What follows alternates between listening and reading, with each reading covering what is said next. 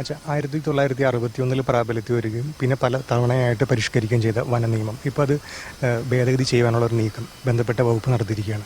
അപ്പോൾ ഇതിലുള്ള അപാകതകൾ എന്തൊക്കെയാണെന്ന് പറയാം. 1961 പ്രാബല്യത്തിൽ വരികയും പലപ്പോഴായി പരിഷ്കരിക്കപ്പെടുകയും ചെയ്തിരിക്കുന്ന കേരള ഫോറസ്റ്റ് ആക്ട് വീണ്ടും പരിഷ്കരിക്കുന്നതിന് വേണ്ടിയുള്ള കരട് വിജ്ഞാപനം വനം വകുപ്പ് ഈ അടുത്ത കാലത്ത് പ്രസിദ്ധപ്പെടുത്തുകയുണ്ടായി. ഇതുവരെ ഉണ്ടായിട്ടുള്ളതിൽ വെച്ച് എനിക്ക് തോന്നുന്നു ഗൗരവമേറിയതും പ്രധാനപ്പെട്ടതുമായ ചില മാറ്റങ്ങൾ ഉൾക്കൊള്ളുന്നതാണ് ഇപ്പോൾ പ്രസിദ്ധീകരിച്ചിരിക്കുന്ന കരട് ബില്ല്. അതിനാൽ തന്നെ ആശങ്കയുളവാക്കുന്നതും വനാതിർത്തികളിൽ താമസിക്കുന്നവർക്ക് ബുദ്ധിമുട്ടുളവാക്കുന്നതുമായ ചില മാറ്റങ്ങൾ ഇത്തവണത്തെ ഭേദഗതിയിൽ ഉൾപ്പെട്ടിരിക്കുന്നു എന്നതിൻ്റെ പശ്ചാത്തലത്തിലാണ് ഈ കരട് ബില്ലിനെക്കുറിച്ച് കൂടുതലായ ശ്രദ്ധയും പഠനവും അതുപോലെ തന്നെ ചർച്ചകളും ആവശ്യമാണ് എന്ന് തോന്നുന്നത്.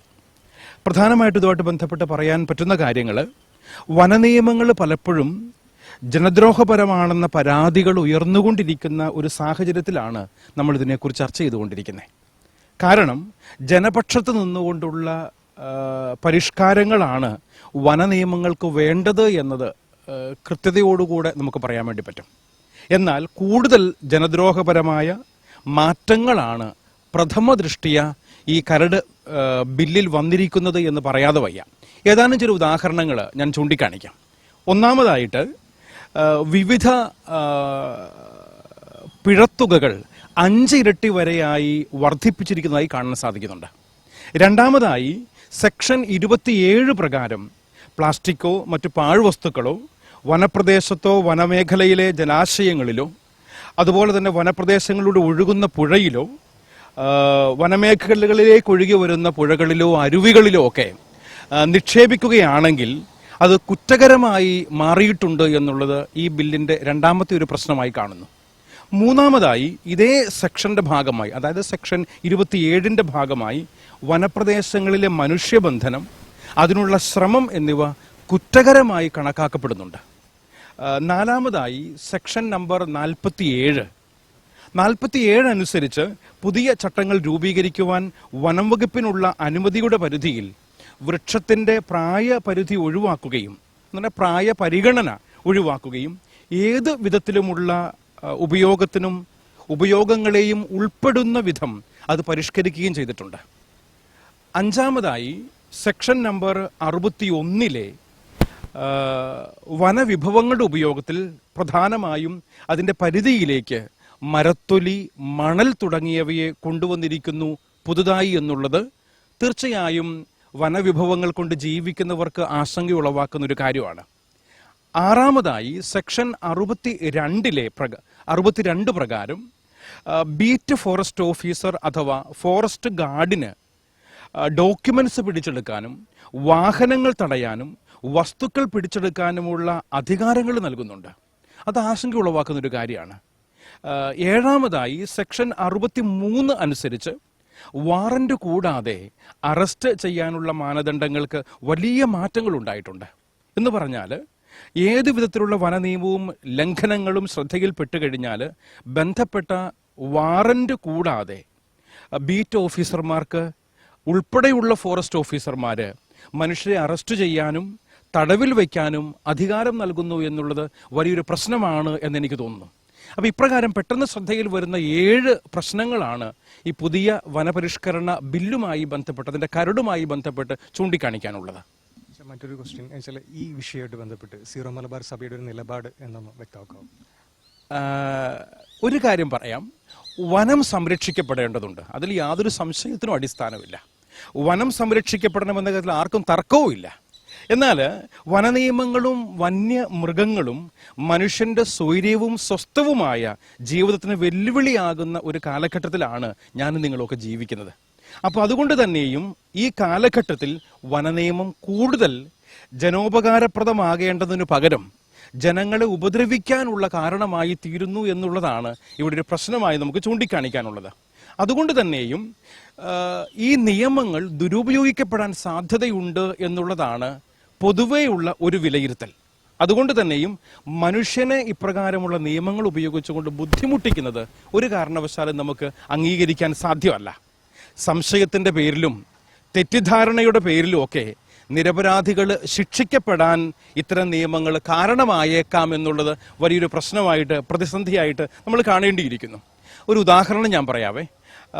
വനമേഖലയിലല്ലാതെ പുഴയിൽ മറ്റാരെങ്കിലുമൊക്കെ മാലിന്യം നിക്ഷേപിച്ചു എന്ന കാരണത്താൽ തീരദേശവാസികൾക്കെതിരെ കേസെടുക്കാനുള്ള ഒരു നിയമം ഇതിനകത്ത് നിഷ്കർഷിച്ചിട്ടുണ്ട്.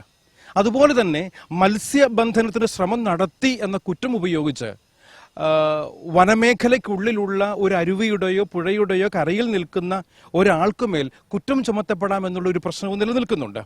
അപ്പോൾ ഇപ്രകാരം നിലവിൽ ഏറ്റവും അധികം ദുരുപയോഗിക്കപ്പെടുകയും അതുപോലെ ഒട്ടേറെ നിരപരാധികൾ കെണിയിലകപ്പെടാൻ സാധ്യതയുമുള്ള ഒരു നിയമ നിർമ്മാണത്തിൻ്റെ പരിഷ്കരണമാണ് കരടിൽ ചേർത്തിരിക്കുന്നത് എന്നുള്ളത് പ്രധാനമായും ചൂണ്ടിക്കാണിക്കേണ്ട വസ്തുതയാണെന്ന് എനിക്ക് തോന്നുന്നത്.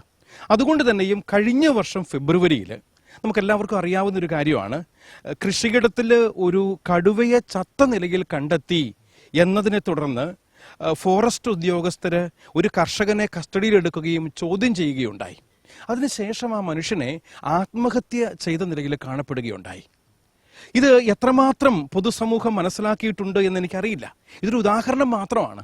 ഇപ്രകാരം പാവപ്പെട്ട കർഷകരെ ബുദ്ധിമുട്ടിക്കുന്ന നിയമം ഒരു കാരണവശാലും പരിഷ്കരണത്തിലൂടെ കൊണ്ടുവരാൻ പാടില്ല എന്നുള്ളത് തന്നെയാണ് ഇതുമായി ബന്ധപ്പെട്ട് സഭയ്ക്ക് പറയാനുള്ളത്. അതോടൊപ്പം തന്നെ വനപാലകർക്ക് കൂടുതൽ അധികാരങ്ങൾ നൽകപ്പെടുന്നതും ദുരുപയോഗിക്കാനുള്ള കൂടുതൽ സാധ്യതകളും പഴുതുകളും ഇടുന്നതും ഇപ്രകാരമുള്ള പരിഷ്കരണങ്ങളിൽ അതിനെ പ്രതിഷേധാർഹമാക്കുന്നുണ്ട് എന്ന് മാത്രമല്ല, എനിക്ക് തോന്നുന്നു ഇപ്രകാരമുള്ള നിയമങ്ങൾ പിൻവലിക്കപ്പെടേണ്ടതാണ് എന്നുള്ളതാണ് സഭയുടെ ഇതുമായി ബന്ധപ്പെട്ടുള്ള നിലപാട്. ഈ ഒരു സാഹചര്യത്തിൽ സഭ മുന്നോട്ട് വയ്ക്കുന്ന നിർദ്ദേശങ്ങൾ എന്തെല്ലാമാണെന്നൊന്ന് പറഞ്ഞാൽ കൊള്ളാം. വന്യജീവി ശല്യം നാൾക്ക് നാൾ വർദ്ധിച്ചു വരുന്ന ഇന്നത്തെ സാഹചര്യത്തിൽ വന്യമൃഗങ്ങൾ കൃഷിയിടങ്ങളിലും മനുഷ്യവാസ മേഖലകളിലേക്കും ഇറങ്ങുന്നത് ഫലപ്രദമായി നിയന്ത്രിക്കാനുള്ള നടപടികളാണ് ആവശ്യം. അതിനുതകുന്ന നിയമങ്ങളാണ് പരിഷ്കരണത്തിലൂടെ കൊണ്ടുവരേണ്ടത്, കൂട്ടിച്ചേർക്കേണ്ടത് എന്നാണ് എനിക്ക് തോന്നുന്നത്. അതോടൊപ്പം തന്നെ ഈ കാലഘട്ടത്തിൽ വന്യമൃഗങ്ങളെ വനത്തിൻ്റെ പരിധിക്കുള്ളിൽ തന്നെ നിലനിർത്താൻ ബന്ധപ്പെട്ട ഉദ്യോഗസ്ഥരെ നിർബന്ധിക്കുന്നതാകണം പുതിയ വകുപ്പുകളെന്ന് അതുമായി ബന്ധപ്പെട്ട് നമുക്ക് പറയാൻ പറ്റും. തങ്ങളുടെ പരിധിയിലുള്ള വന്യമൃഗങ്ങൾ ജനവാസ മേഖലകളിലേക്ക് പ്രവേശിക്കുന്ന പക്ഷം ആ ഉദ്യോഗസ്ഥർക്ക് അക്കാര്യത്തിൽ ഉത്തരവാദിത്വ ബോധം ഉറപ്പാക്കാനുള്ള നിയമങ്ങൾ ഉണ്ടാകണം. ഒപ്പം തന്നെയും നമുക്ക് പറയാൻ പറ്റും, അത്തരം സംഭവങ്ങൾ ഉദ്യോഗസ്ഥരുടെ വീഴ്ചയായി കണക്കാക്കപ്പെടേണ്ടതുണ്ട്. ജനവാസ മേഖലകളിലേക്ക്, കൃഷിയിടങ്ങളിലേക്ക് വന്യമൃഗങ്ങൾ ഇറങ്ങുന്നുണ്ടെങ്കിൽ അത് ആരുടെ പരിധിയിൽ പെടുന്ന, ഏത് ഫോറസ്റ്റ് ഉദ്യോഗസ്ഥന്റെ പരിധിയിൽപ്പെടുന്ന കാര്യമാണോ അവർക്കെതിരെ നടപടികൾ ഉണ്ടാകേണ്ടതായി വരും. കൂടാതെ വനാതിർത്തി മേഖലകളിൽ അത്യാവശ്യ വികസനം പോലും തടസ്സപ്പെടുത്തുന്ന നിലയിലുള്ള നിയമങ്ങൾ ജനങ്ങൾക്ക് ഉപകാരപ്രദമായ രീതിയിൽ പരിഷ്കരിക്കണമെന്നാണ് ഇതുമായി ബന്ധപ്പെട്ട് സർക്കാരിനോട് സഭയ്ക്ക് ആവശ്യപ്പെടാനുള്ളത്. മറ്റൊരു ക്വസ്റ്റ്യൻസിൽ പരിസ്ഥിതി ലോല മേഖല നിർണ്ണയമായിട്ട് ബന്ധപ്പെട്ട് നിരവധി പ്രശ്നങ്ങൾ ഇപ്പോൾ നിലനിൽക്കുന്നുണ്ട്. ഈ ഒരു സാഹചര്യത്തിലാണ് പുതിയ വനം നിയമ ഭേദഗതിയായിട്ട് വന്നിരിക്കുന്നത്. ഇത് കർഷകരെയും ബന്ധപ്പെട്ട അതോടനുബന്ധിച്ച് താമസിക്കുന്ന നിവാസികൾക്കും ഒരു ഇരട്ടി പ്രഹരമല്ല ഏൽപ്പിക്കുന്നത്? തീർച്ചയായിട്ടും അതാണ് ഇതുമായി ബന്ധപ്പെട്ട് നമുക്ക് മനസ്സിലാക്കേണ്ട കാര്യം. കർഷകരെ ദ്രോഹിക്കുന്ന അല്ലെങ്കിൽ വനാതിർത്തികളിലും മറ്റ് ഇടങ്ങളിലും ഒക്കെ ജീവിക്കുന്ന മലയോര പ്രദേശങ്ങളിൽ ജീവിക്കുന്ന കർഷകർക്ക്, സാധാരണ മനുഷ്യർക്ക് അവരുടെ സ്വൈര്യമായ സ്വസ്ഥമായ ജീവിതം ബുദ്ധിമുട്ടുളവാക്കുന്ന രീതിയിലല്ല ഒരു നിയമവും നിർമ്മിക്കപ്പെടേണ്ടത്. അപ്രകാരമുള്ള നിയമങ്ങളെ പരിഷ്കരിച്ച് അല്പം കൂടെ ജനങ്ങൾക്ക് ഉപകാരപ്രദമായ രീതിയിൽ, ആവാസ വ്യവസ്ഥയെ തകർക്കാതെ തന്നെയും ഇപ്രകാരമുള്ള കാര്യങ്ങളെ, മൃഗങ്ങൾക്ക് വനാതിർത്തികളുണ്ട്, അതിനുള്ളിൽ അവർ കഴിയട്ടെ. എന്നാൽ മനുഷ്യർക്ക് അവരുടെ കൃഷിയിടങ്ങളിൽ, വീട്ടുമുറ്റങ്ങളിൽ യഥാസമയം രാവിലെ, പകലോ രാത്രിയോ സഞ്ചരിക്കാൻ സാധിക്കും വിധം ഇപ്രകാരമുള്ള നിയമങ്ങളെ മാറ്റം വരുത്തി അത് ജനങ്ങൾക്ക് ഉപകാരപ്രദമായ രീതിയിൽ മാറ്റണമെന്നുള്ളത് തന്നെയാണ് ഇതുമായി ബന്ധപ്പെട്ട് നമുക്ക് പറയാൻ പറ്റുക.